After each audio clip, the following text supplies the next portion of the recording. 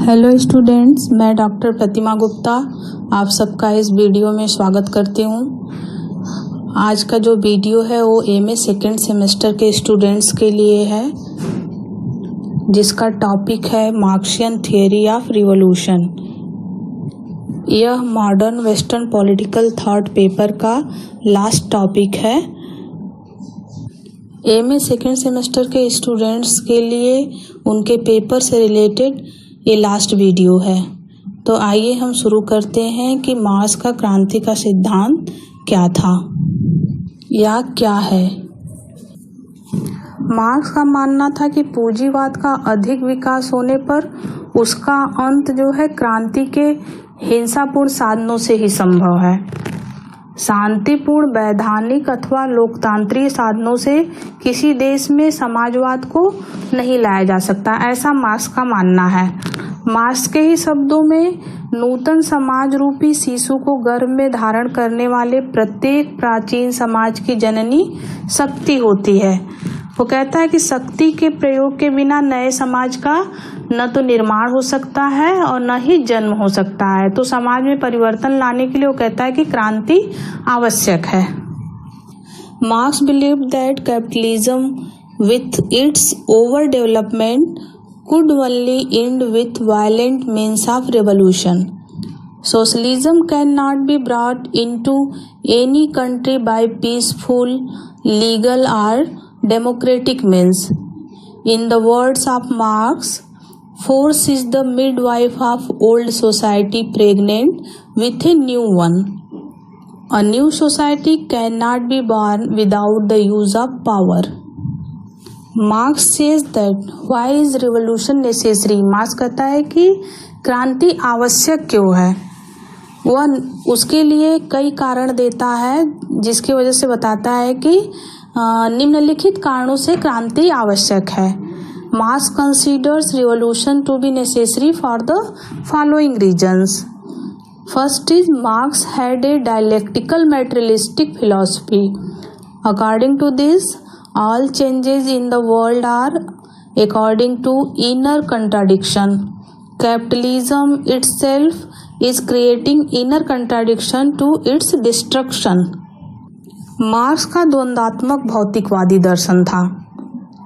इसके अनुसार संसार के सभी परिवर्तन जो होते हैं वो आंतरिक विरोध के कारण होते हैं, आंतरिक विरोध के अनुसार होते हैं। पूंजीवाद अपने विनाश के लिए स्वयं ही आंतरिक विरोध उत्पन्न कर रहा है। Next is the experience from 1848 to 1851 showed Marx that revolutions had taken place in many countries of Europe, France, Holland, Austria, Hungary, etc. But it could not succeed because the autocratic governments had crushed the movements of the working people with their military power. 1848 से 1851 तक के अनुभव ने marks को यह दर्शाया कि Europe के अनेक देशों फ्रांस, हॉलैंड, ऑस्ट्रिया, हंगरी आदि में क्रांतियां हुई थी, किंतु ये सफल नहीं हो सकी क्योंकि तत्कालीन निरंकुश सरकारों ने श्रमजीवियों के आंदोलन को अपनी सैनिक शक्ति से कुचल दिया था। उस समय श्रमजीवियों का दमन करने के लिए सभी पूंजीपति संगठित हो गए थे। मार्क्स ने उस समय स्पष्ट कहा था कि मजदूर वर्ग की क्रांति का पहला कदम सर्वहारा वर्ग को उठाकर शासक वर्ग के आसन पर बैठाना और लोकतंत्र के लिए होने वाली लड़ाई को जीतना है। At that time, all bourgeois organized to suppress the proletariat. Marx had clearly stated at the time that the first step of the revolution of the working class is to raise the proletariat and sit on the seat of the ruling class and win the battle for democracy. Next is marks का ऐसा मानना था कि शासक वर्ग बिना संघर्ष के कभी भी अपनी सत्ता नहीं छोड़ते हैं। सत्ता का त्याग वो संघर्ष के बिना नहीं करते हैं। अतः शांतिपूर्ण तरीकों से परिवर्तन लाना संभव नहीं है। Marx believed that the ruling class has never relinquished its power without struggle, so it is not possible to bring change through peaceful means. According to Marx, a socialist revolution can be called when the power of the state gets the right of the proletariat and the decisive productive power becomes concentrated in the hands of the working class. Marks के अनुसार समाजवादी क्रांति तब कही जा सकती है जब राज्य की शक्ति पर सर्वहारा वर्ग का अधिकार हो जाए और निर्णायक उत्पादक शक्ति मजदूर वर्ग के हाथों में केंद्रित हो जाए। मार्क्स ने क्रांति के संबंध में जो विचार दिए हैं उसकी कुछ आलोचनाएं भी की गई हैं, जैसे है उसमें कि adoption of violent means is neither necessary nor appropriate for fundamental social changes. Marks ने कहा था कि पूंजीवाद का चरम विकास होने पर ही क्रांति द्वारा पूंजीवादी देशों में साम्यवादी शासन की स्थापना होती है, परंतु इंग्लैंड, अमेरिका, जापान जैसे विकसित पूंजीवादी देशों में क्रांति नहीं हुई और रूस, चीन, पोलैंड, हंगरी, रोमानिया आदि देशों में साम्यवादी क्रांति हो गई जो कृषि प्रधान देश थे और औद्योगिक दृष्टि से पिछड़े हुए थे। नेक्स्ट जो क्रिटिसिज्म है वो है marks statement is also not true that the ruling class does not abandon power without struggle. Marks का यह कथन भी सत्य नहीं है कि शासक वर्ग बिना संघर्ष के सत्ता का परित्याग नहीं करता। ऐसे अनेक उदाहरण हैं जहां बिना संघर्ष के सत्ता का परित्याग किया गया है, जैसे ब्रिटेन ने कनाडा, न्यूजीलैंड, ऑस्ट्रेलिया के उपनिवेशों और भारत, पाकिस्तान, बर्मा और लंका को शांतिपूर्ण तरीकों से सत्ता प्रदान किया।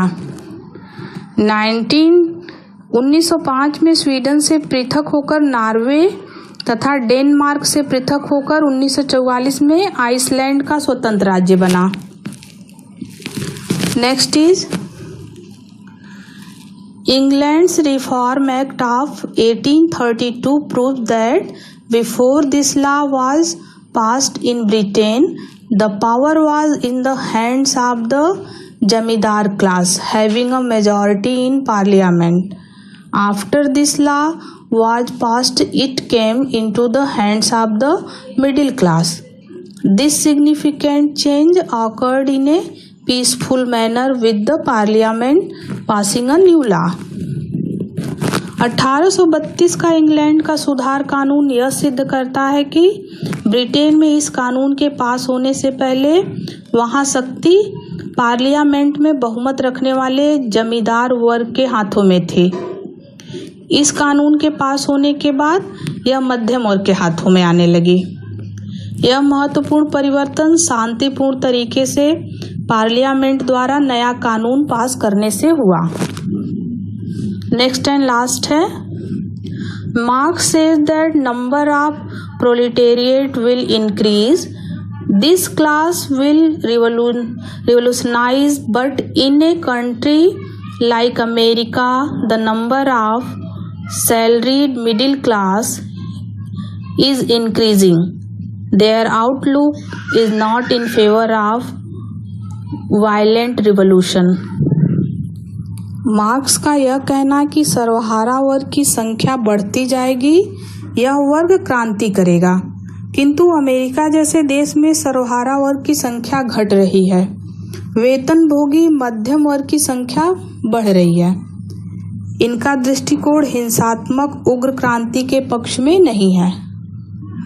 मार्क्स ने क्रांति का जो सिद्धांत दिया है उसके इस धारणा को चुनौती दी गई और कहा गया कि हिंसात्मक साधनों के प्रयोग से किए जाने वाले सामाजिक परिवर्तन अस्थायी नहीं होते, वे तभी तक प्रभावपूर्ण बने रहते हैं जब तक कि उनके पीछे हिंसा की शक्ति और उसके प्रयोग का भय होता है।